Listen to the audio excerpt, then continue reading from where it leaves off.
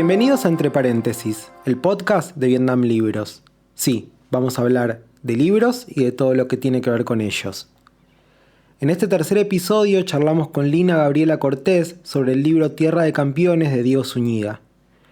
Gaby nació en la ciudad de Bogotá, estudió letras, hizo una maestría en literatura de América Latina, pero por sobre todo es una gran lectora y poeta. Por su parte, Diego Zúñiga, autor de Tierra de Campeones, nació en Iquique, Chile, en 1987. Es escritor, periodista y editor. Ha publicado las novelas Camanchaca y Racimo.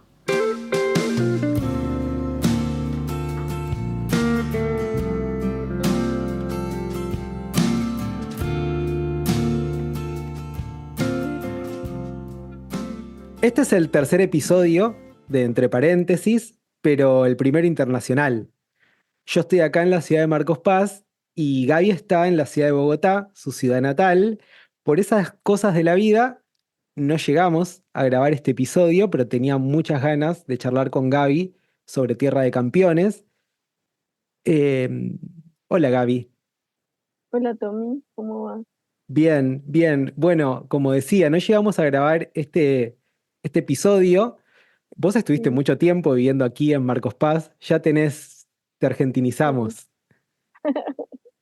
y sí, Pero no llegamos por tiempos a grabar y tenía ganas de que charlemos sobre Tierra de Campeones, porque yo me acuerdo que vos un día viniste a la librería, te llevaste este libro de Diego Zúñiga y al tiempo me lo recomendaste. Yo lo leí y me gustó mucho y me interesaba antes de ir como de lleno al libro, me interesaba cómo habías llegado al libro, si lo viste ahí, si tenías como referencias, porque, no sé, me gusta pensar también cómo uno llega a ciertos libros.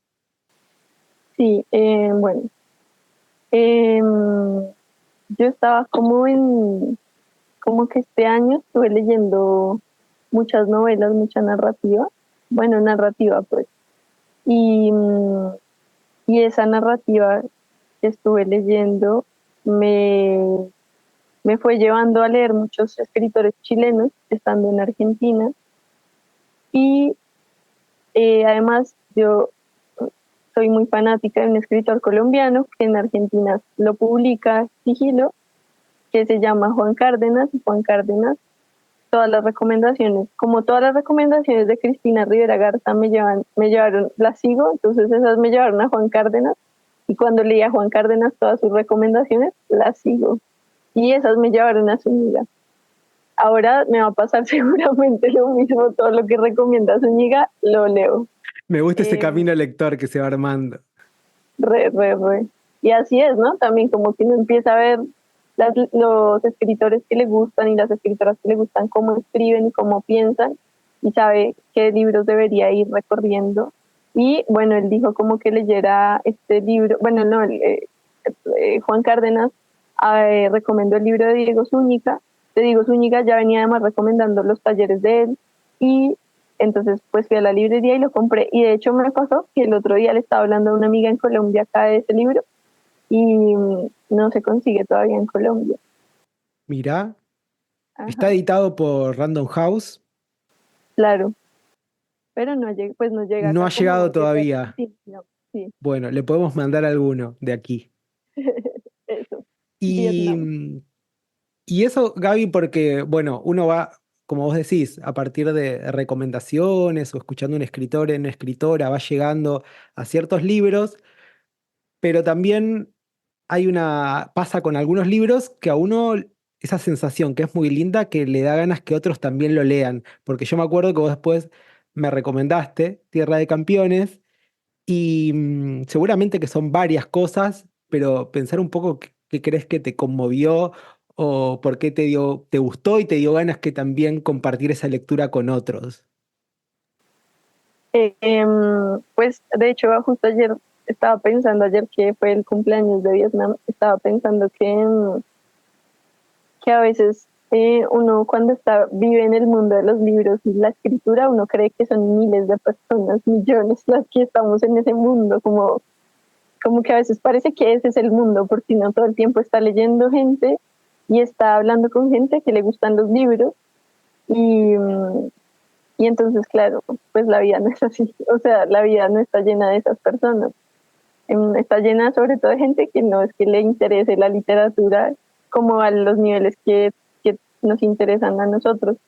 Y entonces pensaba que, claro, que la librería en Marcos Paz, un lugar donde pues yo no había como encontrado un espacio para hablar de literatura como lo encontré en Vietnam, pues me hacía como todas las cosas que a mí me gustaban, yo quería ir y conversarlas contigo y que tú me recomendaras cosas y yo recomendarte cosas, entonces como que pensaba en esos universos de como que uno imaginariamente cree que de verdad es mucha gente, pero en realidad no, somos siempre muy pocos, o sea, por algo en Marcos Paz a los eventos de música van todos y todo el mundo sabe tocar música, pero a un evento de literatura no va nadie, o sea, como, o son muy pocos a los que les gusta escribir, o si les gusta escribir lo hacen como en una actitud más individual, ¿no?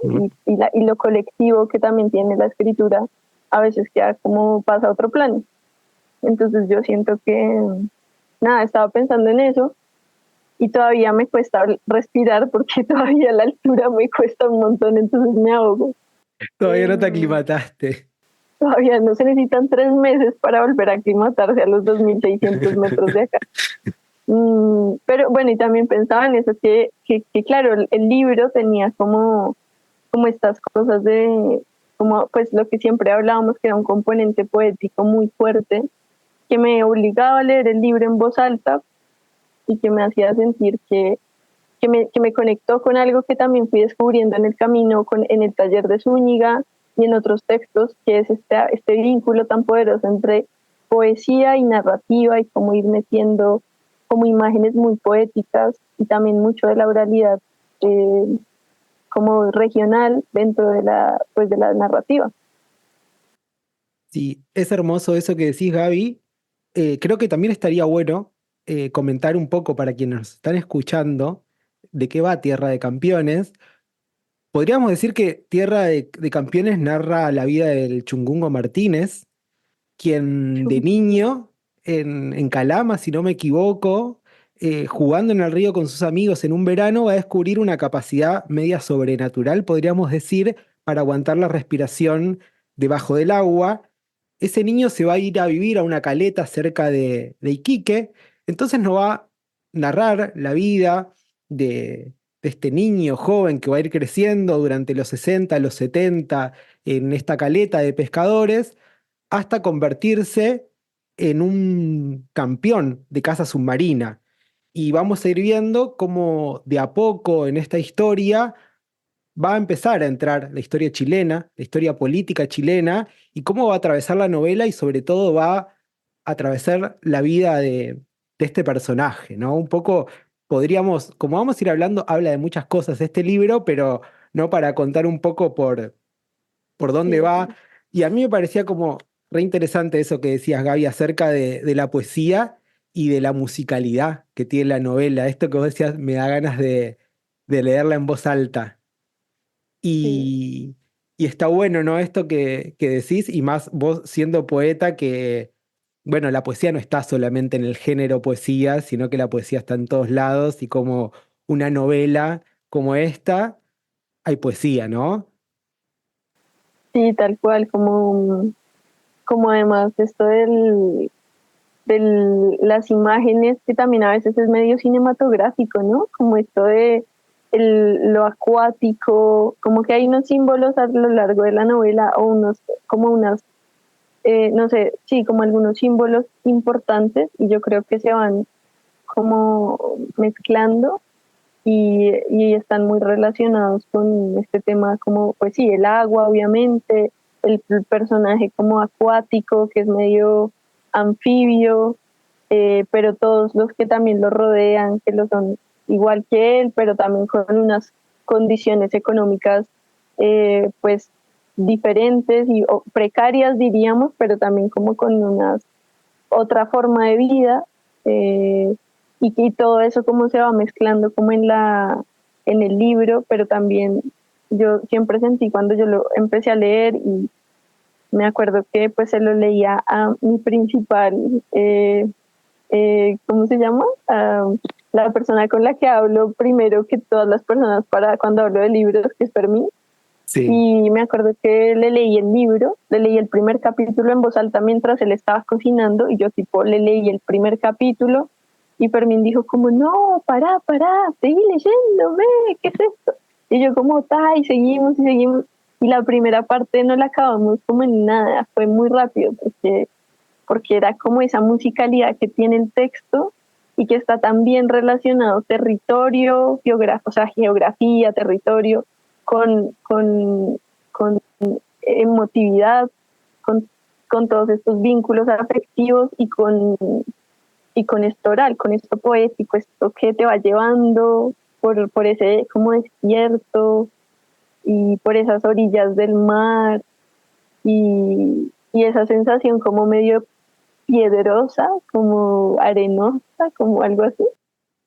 Sí, es verdad que es un libro que te mete en cierta atmósfera y que tiene un trabajo re lindo sobre el lenguaje. Esto que decías, también las imágenes que tiene con respecto al mar me gustaron mucho, pero es un libro que me gustaba esto que decías de que te hace avanzar, que uno quiere avanzar en esa historia.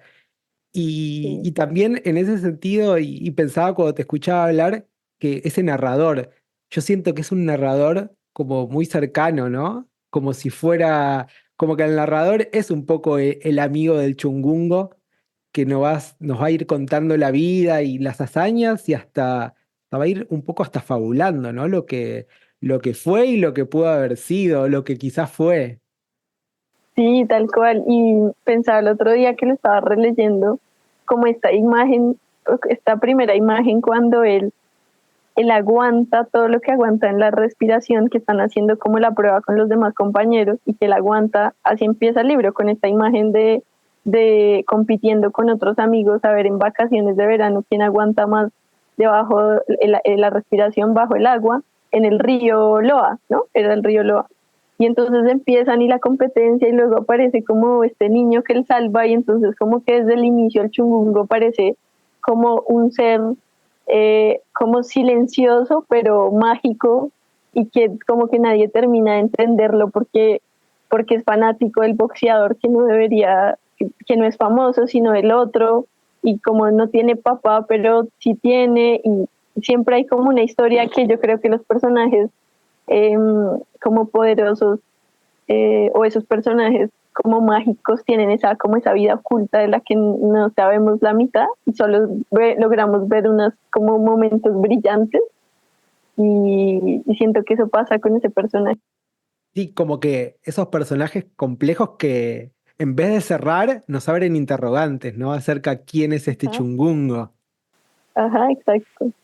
Y después otra cosa que pensaba, que me gustaba un poco charlar sobre eso, que vos dijiste algo, él se va a ir a vivir una caleta con otros pescadores, va un poco solo, desamparado, pero ahí va a empezar a tejer ciertos vínculos, ¿no? A armar como una familia fuera de esa familia biológica.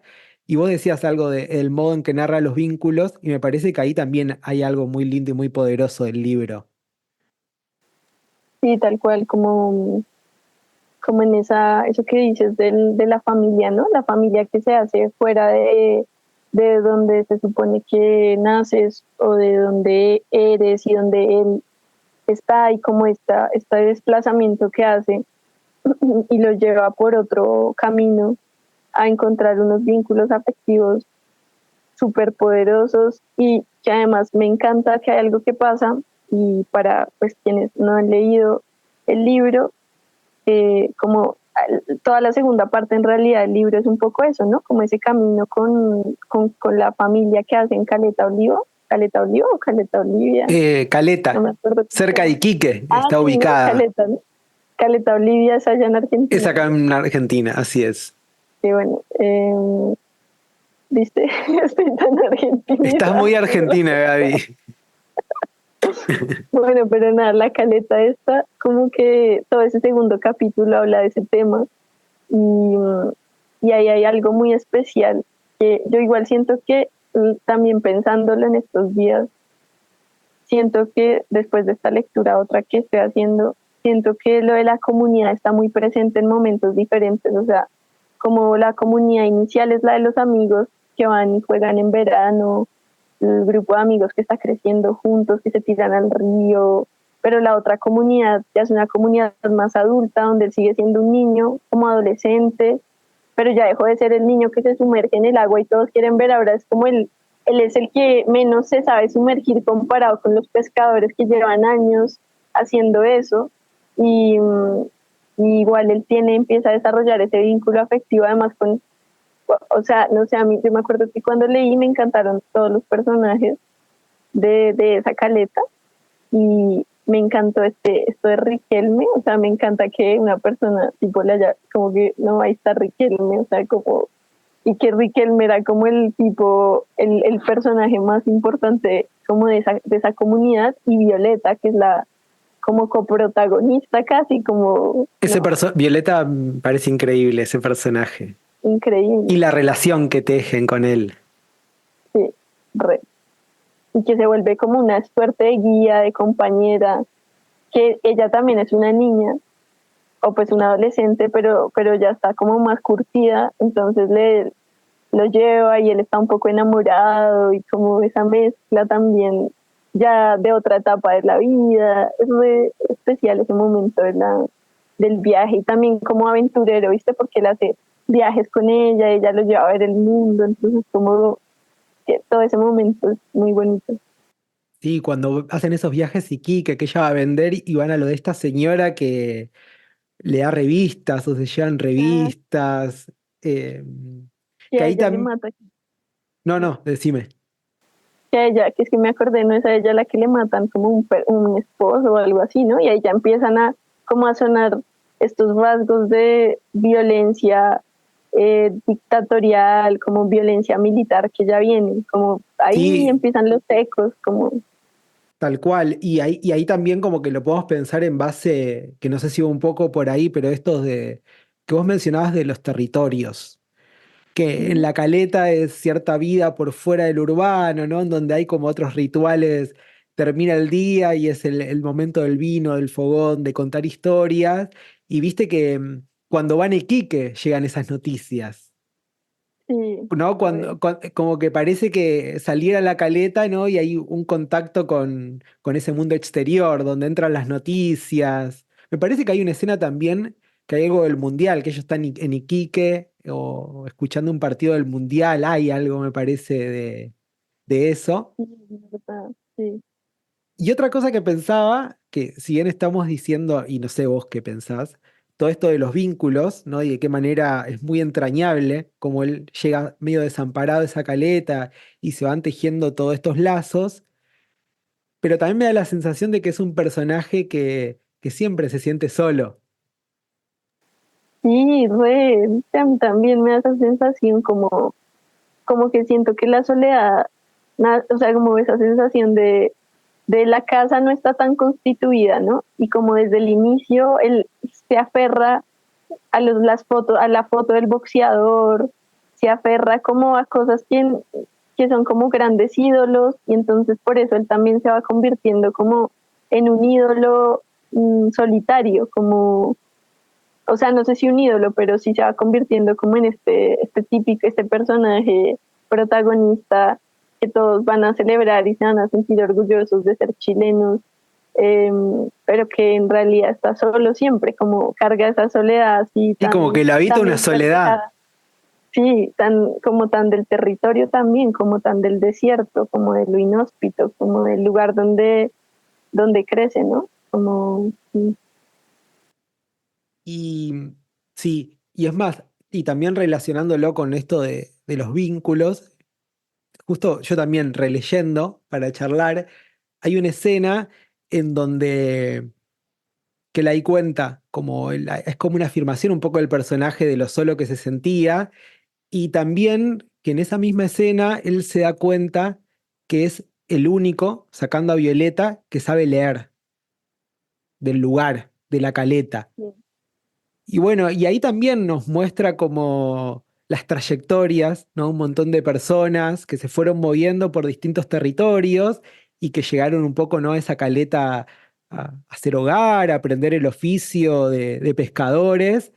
Y, y hay algo, a mí, no sé, esa escena como volviéndola a leer, me gustó mucho porque, y aparte, viste esas grandes escenas en donde no está diciendo, sino que muestra una escena, muestra cuando él se da cuenta que es casi el único que sabe leer y cómo esa escena te empieza a decir por detrás un montón de cosas. Sí, tal cual. Y esto que dices de que quería decir, que tiene que ver con cuando están en comunidad en esa caleta. Es verdad que lo del exterior, que son esas noticias como de Iquique y lo que pasa afuera y no sé cuánto, no toca y no toca del todo lo que pasa en la caleta. O sea, como que esa realidad, yo me acuerdo que cuando estaba leyendo esa escena, todas esas escenas de la caleta, pensaba mucho en cuando uno se va de viaje con los amigos y se pone tipo, no, te vas a un parque, a un campo y estás allá sin contacto con nada y luego vuelves y es como, ¡guau! Pensaba en Santiago del Estero también, como esto de cuando uno se va a Santiago del Estero y vuelve a Buenos Aires y te haga como, usted, tipo está en el ¿Cuánta campo, ¿no? información? Como, ¡guau!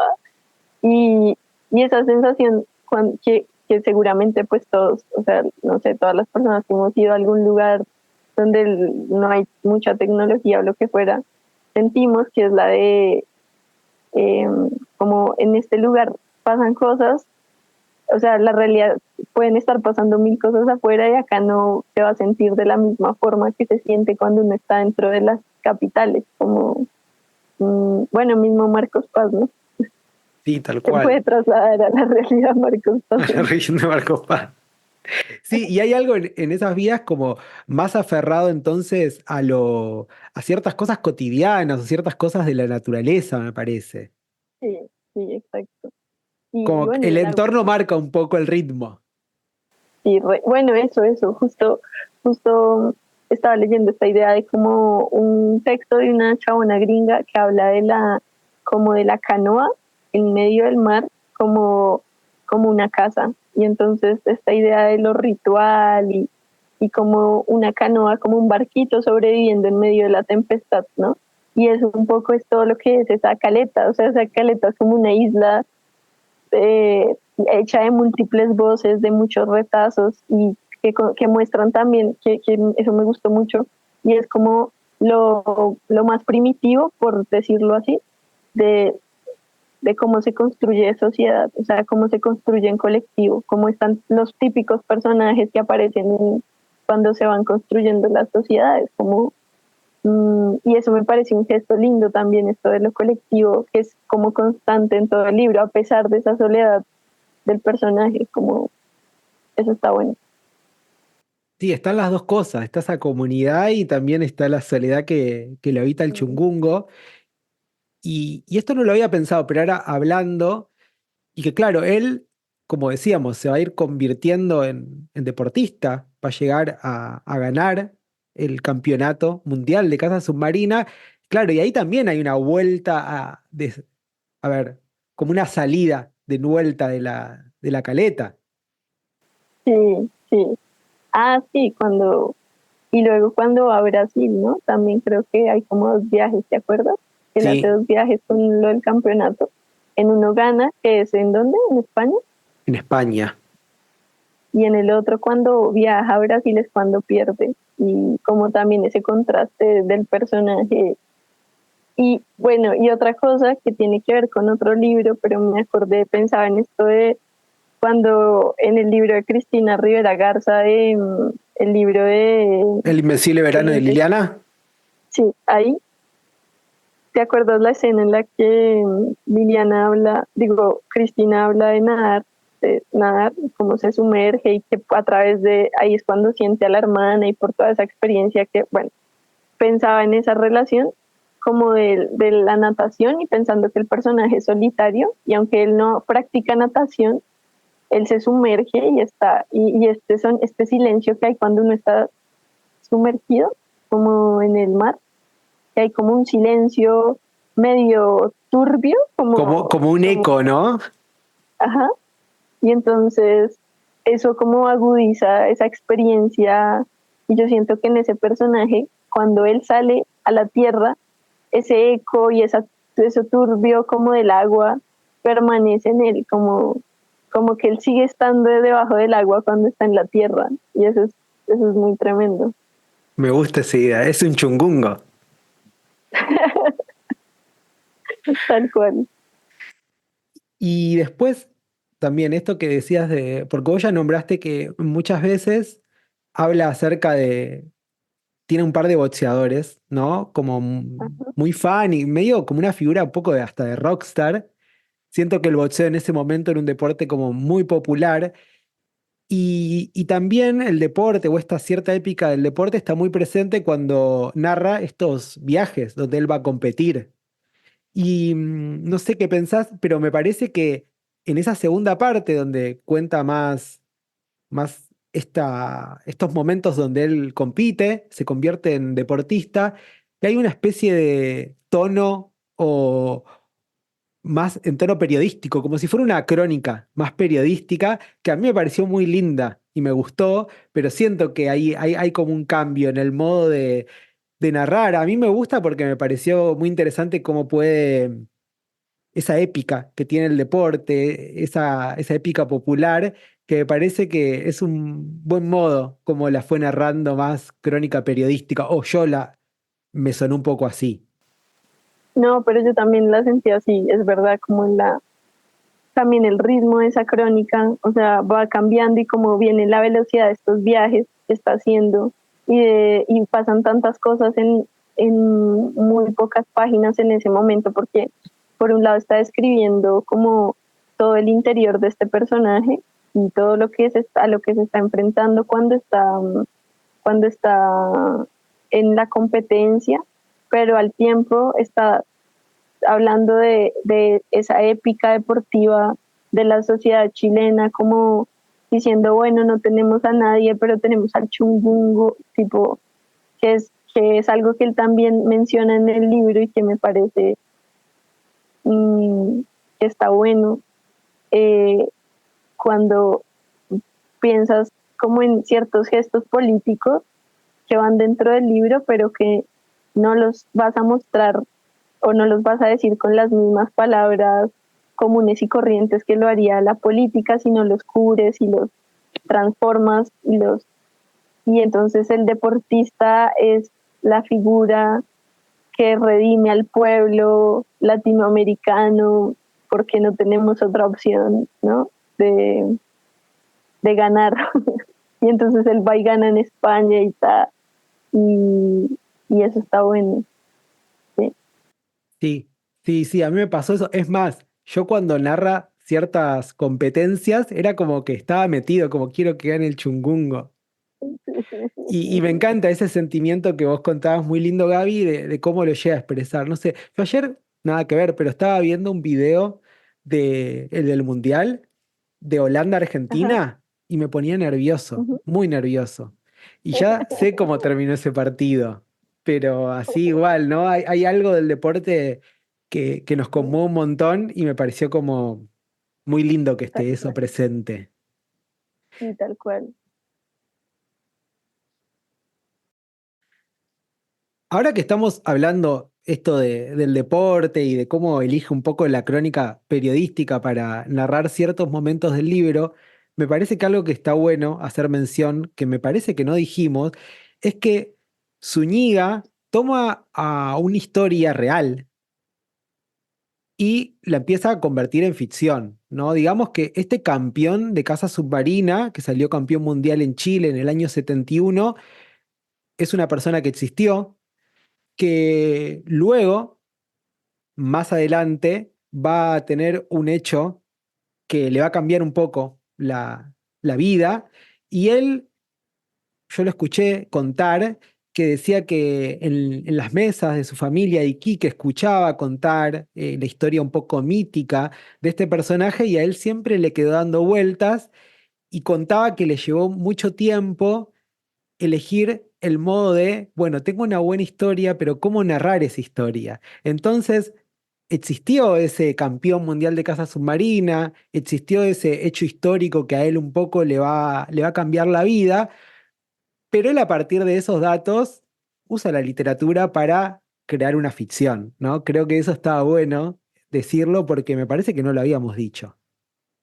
No, no lo habíamos dicho y es verdad, es súper importante. Y también, Y sí, además, no, no, ahí solamente iba a decir que además a mí me pasó estaba leyendo el libro y resulta que Fermín fue a Capital y compró un libro que era de Chile, que era de National Geographic. O sea, como el libro es sobre un cronista que hace un viaje por el desierto de Atacama. Y es un chileno que vivió en Estados Unidos. Bueno, cuestiones que lee el libro y ya Fermín había leído el libro de Zúñiga, leyó ese libro y me dijo, no puede ser. Tipo, en este libro aparece el chungungo. O sea, como aparece el personaje por oídos, porque todos saben que lo escucharon, o sea, hay una mención muy pequeña, pero dice no sé, en medio de 200 páginas hay dos líneas donde dice que un personaje, el chungungo, vio, bueno, no me acuerdo si dice el sí, no chungungo, me acuerdo el nombre real, pero era él. pero dice que este personaje que convirtió en campeón mundial, no sé cuánto, encontró estos cuerpos en el desierto. O sea, aparece toda esa historia en tres líneas y fue todo el tiempo mientras estábamos como leyendo el libro de Zúñiga. Un libro que por casualidad estaba en Capital en un estante, valía 10.000 pesos y luego lo fuimos a buscar en internet y costaba 150 lucas. O sea, no tenía sentido, No tiene fue muy bueno. sentido. Me encantan esas casualidades, aparte justo en ese momento. Sí, sí, sí. Ajá.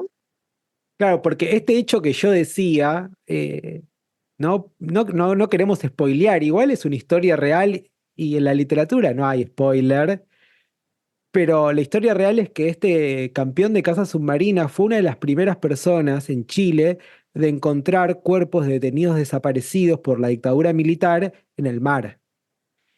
Y por eso también creo que es un libro entre muchos de los temas que venimos hablando con Gaby de que narra, también narra el horror, ¿no? Y narra Sí, el horror de la dictadura militar en Chile. Y eso me parece muy interesante, ¿no? También la literatura como una forma de ir a contar esas historias que aún no han sido narradas, ¿no? La literatura como un modo de volver sobre esa memoria que, que nunca es acabada, ¿no? Que siempre estamos ahí construyendo y reconstruyendo. tal cual. Y como esto de desde la literatura pensar las estrategias narrativas o sí, las estrategias creativas, no solo desde la literatura, sino desde las diferentes aristas pues del arte, sobre cómo narrar hechos que son violentos y de conocimiento nacional.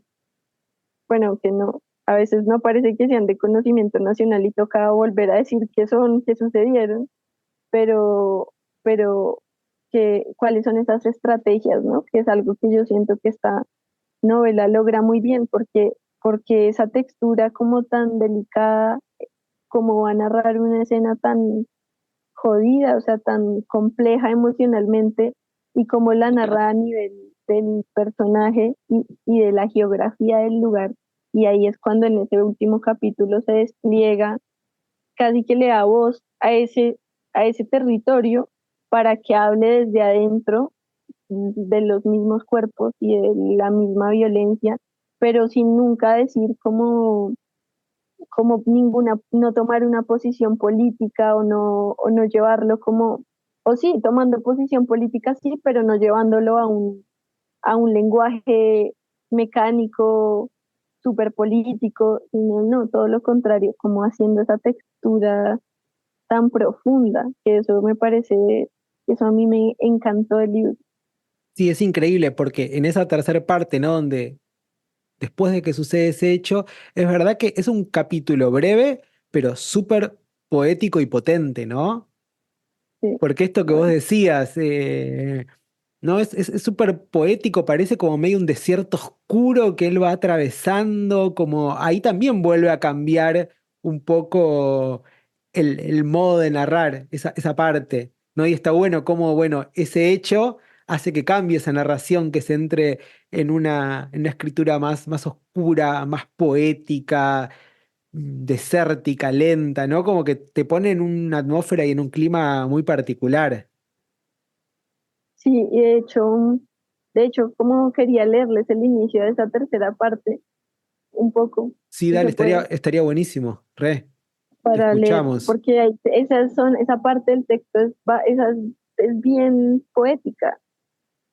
Él dice, esta tercera parte del libro se llama El Valle de los Meteoritos, y él dice, un día el río fue negro, antes claro, arrastraba un agua cristalina o más o menos cristalina, sin duda inesperada, un río en medio del desierto atravesando el pueblo más seco del mundo, a pocos metros de aquella estación de trenes que lo conectaba con los de afuera, al pueblo, al río y a él también que se despierta ahí en medio de la noche con los ojos vendados, el frío recorre su cuerpo, los brazos, lo siente en sus brazos y el ruido del viento lo invade todo.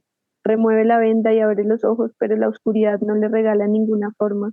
No puede ver bien, pero más allá está la frontera, otro país, otros países, arriba el cielo, siempre abierto, transparente, aunque ahora completamente negro, perforado por esas luces que a veces, a cierta hora de la noche, pueden iluminar el desierto también, las estrellas, el movimiento de las estrellas y un pedazo de luna quizás. Y ahí una cosa chiquita que él dice, hay palabras que están muertas, pero quién sabe si es culpa de ellas o de nosotros.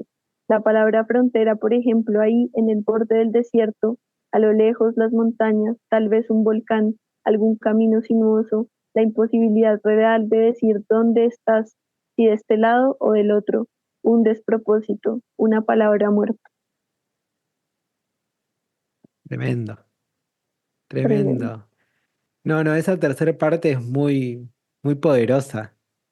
Y me gustaba esto que decías y lo pensaba cuando te escuchaba leer, el modo en que elige, como vos decías, algo así. No elige un modo mecánico, más directo de referirse a ciertos hechos políticos, ¿no? Sino de qué manera. Bueno, quizás también Diego es chileno, ¿no? Y ahí la poesía también tiene un lugar súper importante y la poesía en hablar sobre la dictadura en Chile ha tenido un lugar súper importante. Pero nada, es súper interesante el modo en que busca abordar ese horror y abordar esta última parte de la novela, ¿no? Y yo pienso que un poco, pues también eh, o sea, después de haber leído este libro, yo me acuerdo que pensé que yo tenía que hacer un taller con este escritor porque no podía hacer que escribiera así, o sea, yo quería ver cómo era que escribía, cuáles son los trucos detrás de todo, cómo hizo la arquitectura del libro. Y me acuerdo que tipo, siento que el taller estuvo increíble, o sea, que seguro es de las mejores cosas del año, pero no hay como tales trucos, ¿no? Es como tratar de entender cómo funciona ese lenguaje, como, pero sí es verdad que él dijo algo que me llamó la atención, y es que él dijo que no era como que se la pasara leyendo narrativa o novelas, que él lee mucho poesía y ve muchas películas. Y yo siento que todas esas marcas, cuando lo dijo, pensé, fue en el libro antes de leerlo, están todas las marcas de la poesía y lo cinematográfico, como están ahí el cine y la poesía actuando y producen ese texto. Entonces, también me parece muy interesante pensar em, que las fuentes como de inspiración, no, de inspiración no, las fuentes de creación y los materiales con los que uno trabaja son de muchas áreas, vienen de muchos lugares, no vienen exclusivamente si va a ser una novela, vienen de la novela, sino no tengo que ser un lector de novelas para escribir una novela como esta. Y eso me gusta. Y eso, antes de decir lo que voy a decir, cuento que vos hiciste taller con Diego Zúñiga, y por eso estás contando estas cuestiones, pero me parece muy interesante esto que decís, Gaby, de cómo uno se nutre de múltiples fuentes, ¿no? Y que muchas veces esas fuentes o disciplinas o como querramos llamarlo, no necesariamente se relacionan de un modo directo con lo que nosotros estamos haciendo, ¿no? Esto que vos decís, bueno, es una novela y es una novela como que atrapa, que te hace avanzar. No es que solamente hay un gran trabajo del lenguaje que lo tiene, como venimos diciendo, sino que uno se mete en cierta historia y cómo, si empezamos ahí a indagar con cómo la poesía es una gran fuente de inspiración, ¿no? Para la escritura. Me gusta pensar esto, ¿no? Como la música, el cine, como todo está como muy, muy relacionado y no ver como géneros, ¿no? Estancos que no se cruzan. Y como las historias que te cuentan, como algunas historias que te cuentan se te graban en la memoria por siempre y las necesitas contar en algún momento. Y eso es increíble, ¿no? Por lo que tú decías ahorita, como cuando él cuenta que él escuchó eso en la mesa de su casa y pasaron muchos años hasta que la escribió y se demoró muchos años escribiéndola, pero, pero quedó, o sea, como ese residuo de esa historia oral que venía ahí, y luego como armas, como todos esos insumos de otras fuentes de arte van, bueno, se pueden ir acomodando dentro de la idea esta que no te dejaba, que te tenía ahí la historia. Sí, Eso es me re parece loco, muy fascinante. es muy loco. Aparte, es muy loco porque uno va viendo, ¿no? Cómo diferentes escritores y escritoras tienen determinadas obsesiones con diferentes cosas. Y en este caso, a mí me encanta esto de las historias orales. Y es muy loco pensar, che, ¿por qué esta historia no me la puedo sacar de la cabeza ¿no? Y Ajá. necesito trabajar sobre esa historia, ¿no? Hay algo ahí medio no sé, mágico o psicoanalítico, no sé. Cada uno que lo interprete como quiere o pueda. Sí, Pero hay algo ahí medio inexplicable. sí, total, total. Y también que yo creo que es otra cosa que está buena, que es bueno en estas como huellas del personaje, como imaginárselo, ¿no? O sea, porque tenemos una historia de un personaje que le pasó esto y, y ves, o sea, como dos hechos que son relevantes en la vida de ese personaje y que, bueno, en la historia nacional también, porque se relacionan con, pues, con parte de la historia nacional, pero entonces, ¿cómo nutrir esos personajes? O sea, ¿cómo le va a dar uno historias? ¿Cómo le aporta historias? ¿O cómo se lo imagina? No, eso es muy, eso está tan bien logrado, tan como entrañable, como que hace que uno quiera a ese personaje y que se sienta triste, como que no, como que yo también tenía esta sensación de uno sentarse al lado de él, como tipo cuando estaba en la caleta, así tipo mirando el mar y como esa sensación de sentarse al lado de él y como a contemplar también el mar, viste, en la noche que hablaba y el viento y nada, eso está tan bueno, está tan bien hecho, es que volver a hablar del libro me dan ganas de volver a leer Sí, el a mí libro. también. Ahora lo quiero volver a leerlo. Sí, porque es muy lindo, ¿no? Esas atmósferas y esa cercanía que uno como lector, como lectora va teniendo con este personaje, que es muy entrañable. Re, re.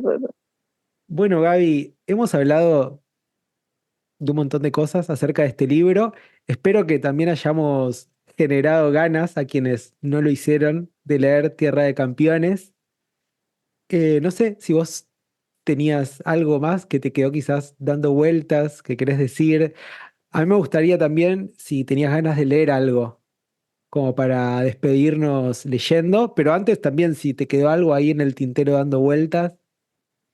No, creo que lo único es que vayan y lean el libro, ojalá no se escuchen y lean el libro y nada, eso, sí. Bien, Em, ¿vas a leer algo? Creo que puedo leer el inicio del libro, que está bueno. Se llama Aquí empieza el mar. Bueno, por nuestra parte nos vamos a ir leyendo. Gracias por escucharnos. Gracias, Gaby, por conectarte desde Bogotá. Y te escuchamos leer el comienzo de Tierra de Campeones, Diego Zúñiga, y nos vamos. Aprendimos a nadar en el río. Fue uno de esos veranos antes de que se desbordara el Loa. cuando se llevó al primo de Herrera y a esa familia que no alcanzamos a conocer, una pareja joven, ella embarazada, un par de meses. Habían ido a probar suerte a Calama, pero se los tragó el río. Tuvimos que aceptar, después de la catástrofe, la prohibición de acercarnos, buscar en otros lugares la forma de perder el tiempo o acortarlo. Cualquier estrategia era útil para no aburrirnos en verano, en medio de esas calles de tierra, el polvo que se nos pegaba en el cuerpo. Calama era eso, el polvo, el calor y el sol arriba de nuestras cabezas golpeándonos siempre. Pero aprendimos a nadar ahí, antes, en el río, en medio de las truchas y de aquellas aguas que se volvían más intensas en febrero. Las lluvias hacían su trabajo, convertidas en un torrente que aumentaba el caudal, y aprovechábamos ese viaje, ese invierno boliviano que nunca vimos, pero que para nosotros era eso y solo eso. Un poco más de agua donde nadar, un poco más de agua en un río que durante casi todo el año era un pedazo de tierra pantanosa, una grieta en medio del desierto.